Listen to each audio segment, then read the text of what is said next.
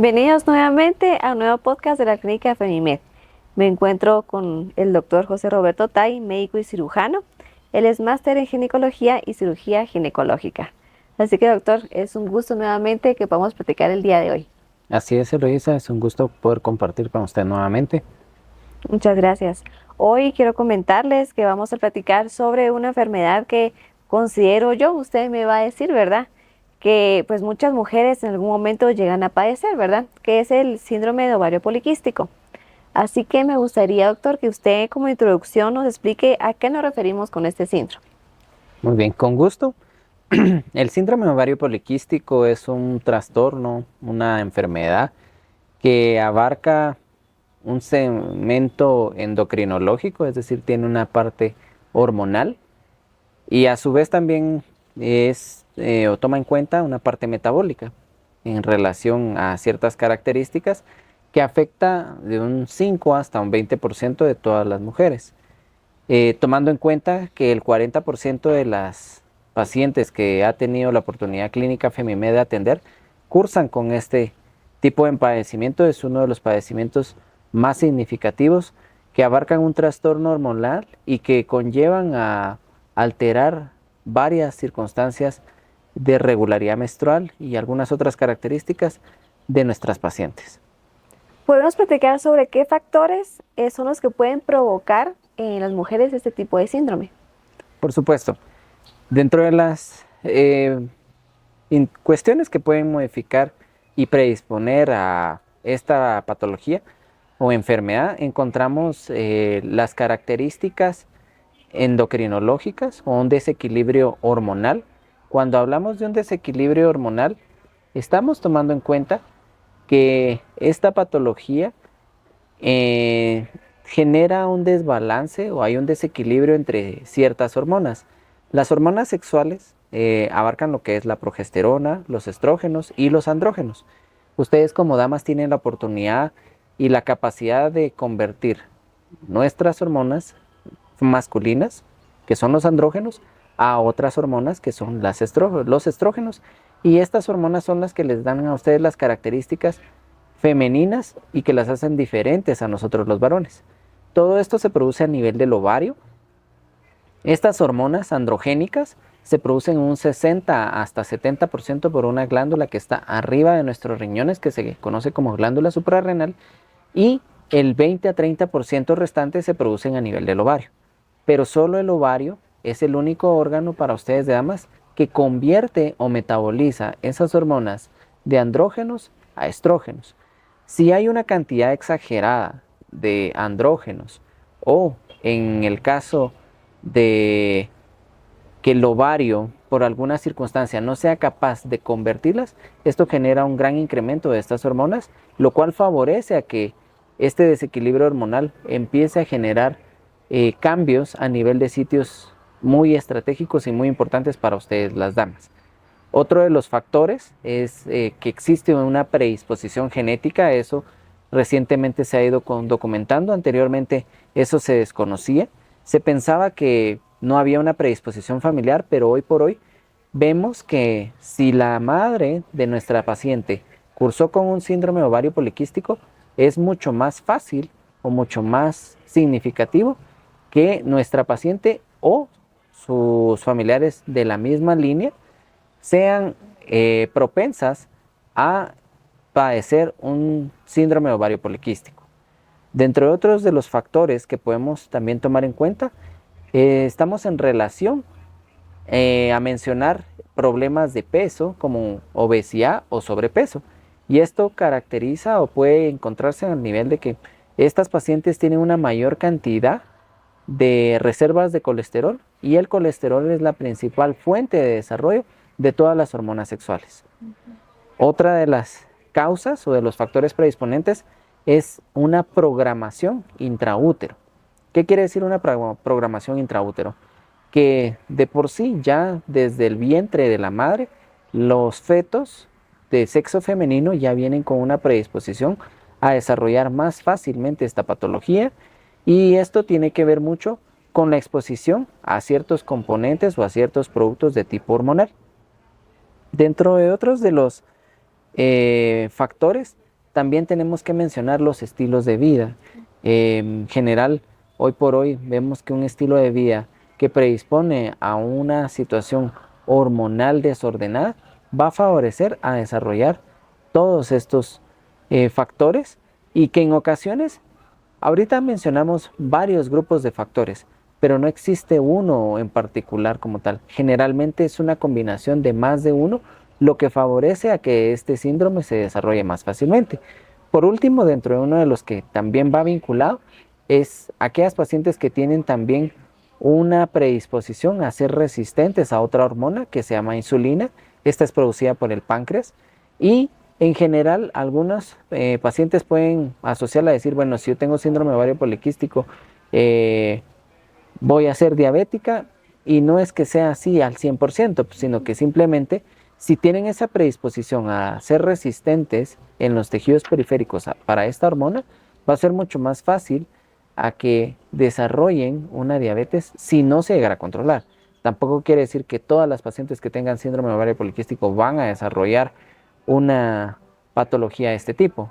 Así, hay pacientes que logran controlarse y en ningún momento llegan a ser diabéticas o a tener una gravedad que sea significativa para esta resistencia a la insulina. En base a lo que usted nos está platicando, realmente creo que es importante siempre el mencionar, ¿verdad?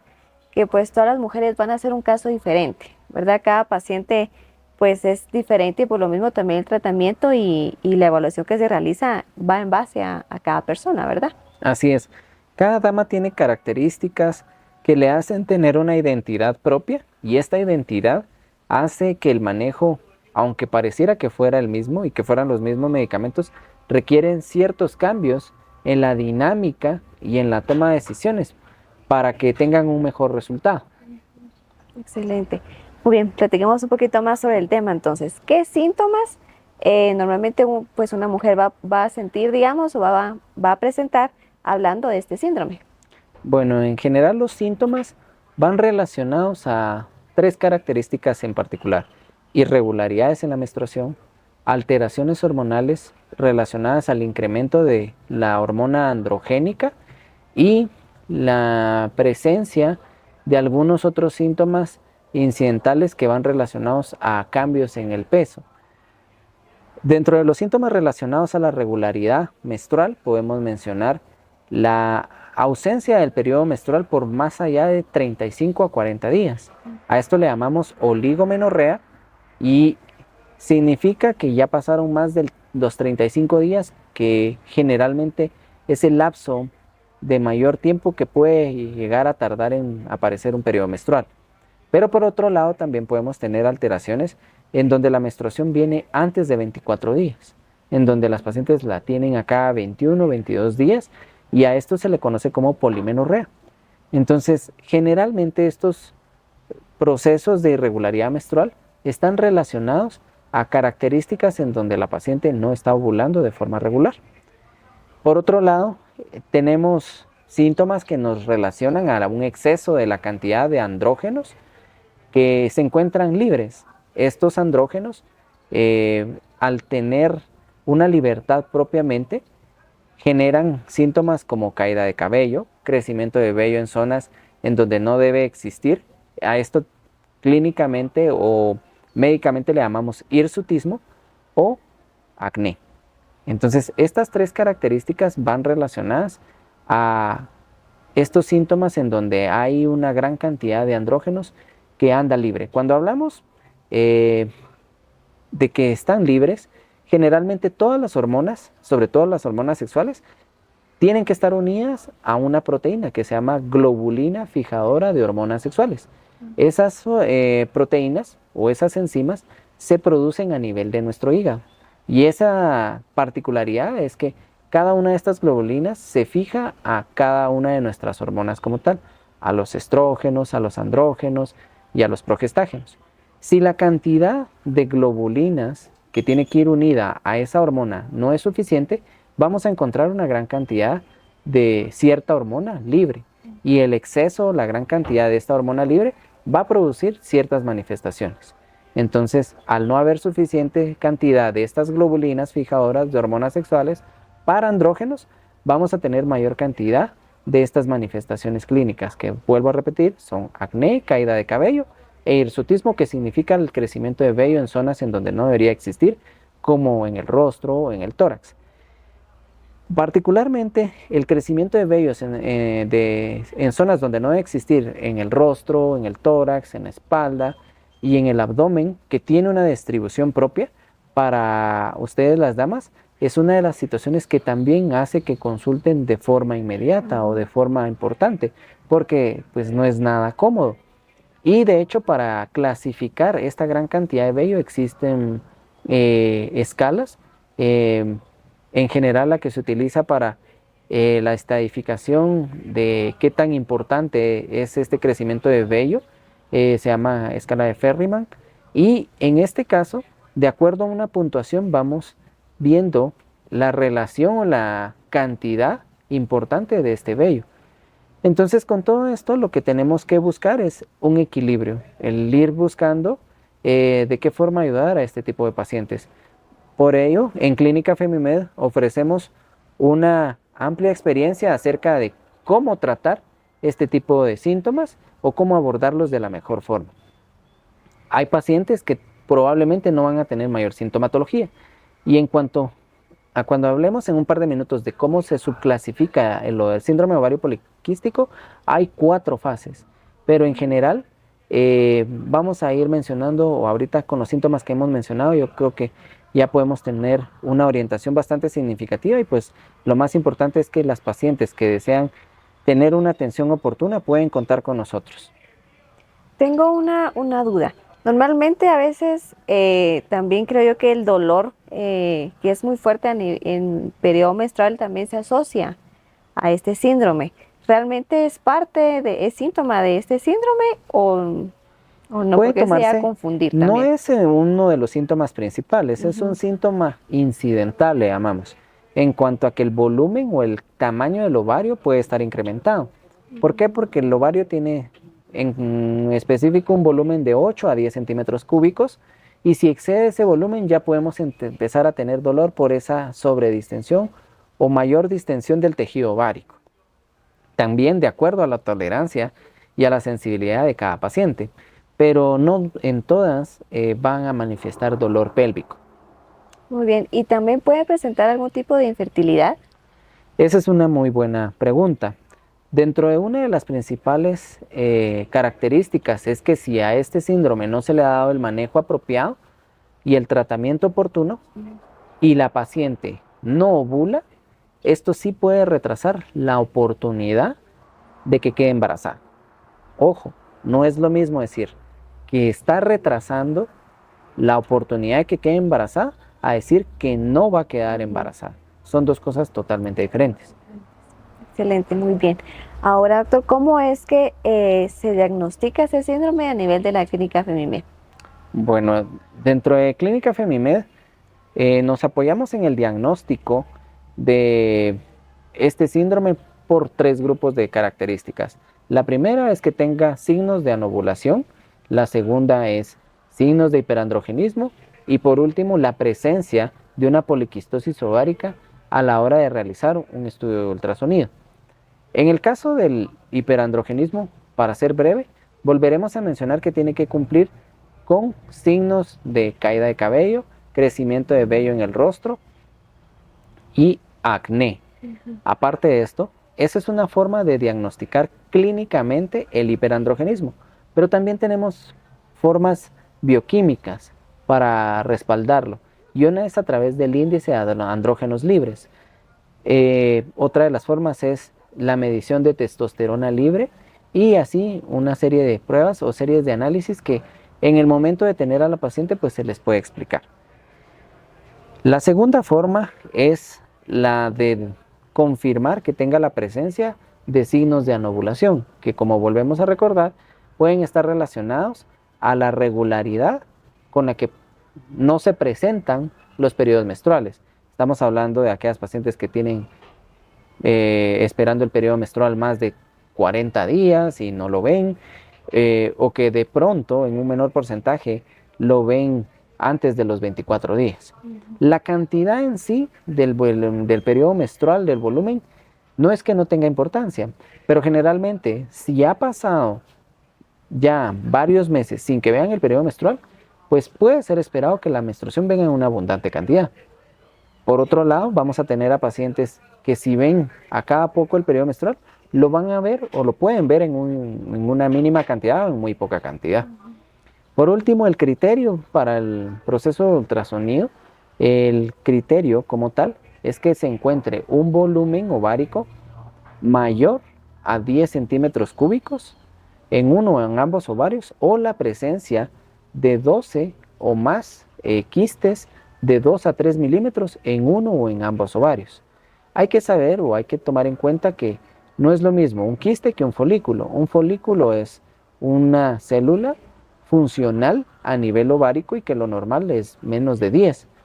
Pero para poder dar una interpretación oportuna, vale la pena que si la paciente sospecha y coincide con estos síntomas que estamos mencionando, lo más adecuado es que consulte con nosotros para recibir una asesoría y un tratamiento oportuno. En relación a la situación del diagnóstico, aquí es en donde vamos a mencionar las 4 categorías o los fenotipos de síndrome ovario poliquístico que hay, el fenotipo A, B, C y D. El fenotipo A incluye a las pacientes que tienen hiperandrogenismo, anovulación y en el ultrasonido encontramos poliquistosis ovárica. En categoría B tenemos hiperandrogenismo y anovulación. No tenemos cambios en el ultrasonido. El tipo C tenemos hiperandrogenismo y poliquistosis ovárica en el ultrasonido. Y la paciente es aquella paciente que ve sus menstruaciones regulares. El fenotipo D es aquel que no tiene síntomas de hiperandrogenismo, es decir, tiene signos de anovulación, pero también tiene en el ultrasonido una poliquistosis ovárica. Entonces, si nos damos cuenta, pareciera que fuera lo mismo, pero a la hora de hacer la combinación, tenemos 4 variantes como tal. Muchas veces puede existir también que aparentemente, incidentalmente, encontremos una poliquistosis ovárica únicamente y que no va a tener ni síntomas de hiperandrogenismo, ni signos o síntomas de anovulación. Eso no es una poliquistosis ovárica. Y sí encontramos que muchas veces a través de eso se sobrediagnostica o se les da tratamiento de forma innecesaria a pacientes que no lo requieren. Y muchas veces esto va relacionado a la experiencia de quien realiza el estudio de ultrasonido. Por lo cual, también nuevamente recordamos que en Clínica Femimed contamos con una experiencia y un respaldo de un entrenamiento ultrasonográfico que nos permite ser bastante detallados en este diagnóstico y dar una detección oportuna. Ahora bien, para ir avanzando en todo esto, la patología del síndrome ovario poliquístico es una patología ovárica, prácticamente es una disgenesia, así se le llama a esta patología en general, gonadal, porque es de un órgano reproductor, que representa la causa más frecuente de problemas de menstruación a nivel ovárico, pero no es la única. El diagnóstico de un síndrome ovario poliquístico no se hace, por así decirlo coloquialmente, a la primera, sino es un diagnóstico por exclusión. Es decir, hay que descartar otras patologías de tipo hormonal para que definitivamente se confirme que esta es la patología que realmente está afectando a la paciente. Es muy importante saber eso porque pues al final la experiencia médica influye mucho en esto, ¿verdad? Primero encontrar una solución rápida, pues con el conocimiento que se tiene y por ende un tratamiento, ¿verdad? Que alivie estos síntomas que en el momento pueden llegar a ser molestos a la paciente. Hablando de tratamiento, generalmente, y ahí sí que ya que el tiempo es un poquito corto, ¿cómo es que el tratamiento usted lo realiza en la clínica? Bueno, el tratamiento abarca en general 3 pilares importantes. Una situación metabólica que va subdividida en una parte de situación de ejercicio y una alimentación balanceada. Y por otro lado, una terapia hormonal. Y dentro de la terapia hormonal o médica también va acompañado de ir adjunta a un tratamiento con ciertos medicamentos de acuerdo a las características que la paciente tenga. Hay medicamentos que son de primera elección, que tienen dos componentes y a su vez tienen hermanos menores, por así decirlo, que son de segunda y de tercera elección. En general, no me atrevería a dar una recomendación en específico porque de acuerdo a las características de cada paciente, así se decidirá. Y de acuerdo a también estas características, la dosis de inicio y la tolerancia con la cual funcionará este medicamento. Es importante tomar en cuenta que sí es un tratamiento que en ocasiones requiere ser multidisciplinario, puesto que la parte de alimentación balanceada debe ser abordada por una asesoría nutricional y la parte de ejercicio también por una disciplina bastante significativa para seguir y llevar una rutina de ejercicio aeróbico o algunas otras circunstancias que van a permitir un balance y un equilibrio a nivel de la salud metabólica y hormonal de nuestras pacientes. Muy bien, ya para finalizar, ¿qué sucede cuando la paciente en este caso sí sabe, digamos, que tiene este síndrome, pero aún así decide no tomar el tratamiento o lo llega a tomar, pero lo deja a medias? Muy buena pregunta. En general, esto va a depender de los intereses y de los deseos o de los planes que tenga la paciente. Porque si es una paciente que de pronto está en edad reproductiva y desea quedar embarazada, el síndrome ovario poliquístico puede, dependiendo de el tiempo que se le dedique y del tiempo que tenga de padecerlo, puede retrasar la oportunidad de que esta paciente quede embarazada. Ojo que no estoy diciendo que no va a quedar embarazada, simplemente que puede demorar. ¿Por qué? Porque de pronto el proceso de anovulación, o sea, el proceso que no le permite que vea su ciclo puntual y que esto genere que haya una célula reproductora mes a mes, puede ser un poquito más tardado, pero no imposible de resolver. Y eso es algo importante que hemos tenido ya una experiencia bastante importante, que cuando las pacientes siguen las instrucciones adecuadas, ven un cambio. Por el contrario, si las pacientes esperan ver solo un cambio con un tratamiento hormonal por un par de meses, lo van a ver transitoriamente, pero tarde o temprano pueden tener una recaída. Y es en esos casos donde existen recaídas en donde hemos tenido mucho más éxito para favorecer a las pacientes. En realidad este tema es muy importante, muy interesante, bastante apasionante y tenemos muchas alternativas de tratamiento. Aquí hay que tomar en cuenta que hay guías internacionales de acuerdo a las que también uno se rige y orienta el tratamiento de acuerdo a las pacientes. Excelente, muy bien. Vamos a dar por terminado este podcast. Gracias, doctor, por su tiempo.